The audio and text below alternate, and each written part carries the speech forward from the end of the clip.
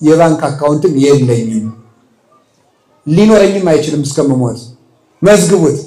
አባ በ2018 አካውንት አይኖረኝም ብለህ ነበረ ብላችሁ በዩቲዩብ እንድትናገሩት ይሄው በ2030 አለህ እንድትሉ ማለት አልልም። አይዟችሁ እሺ።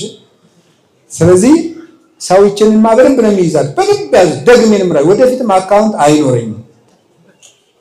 ስለዚህ አሁን እዚያ ውስጥ የለኝም።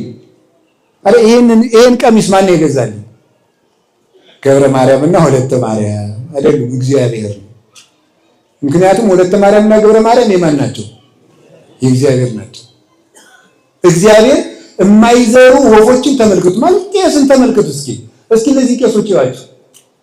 ይሄ ጠምጥሞ ያለው ቄስና መነኩሴ በሙሉ ያጎቱን ድንች መሰላችሁ የሚቆፈር ነው። አክስቱን ባቄላ ይወቃል። ማንም ይመግበው እንዲያርገው እግዚአብሔር ነው።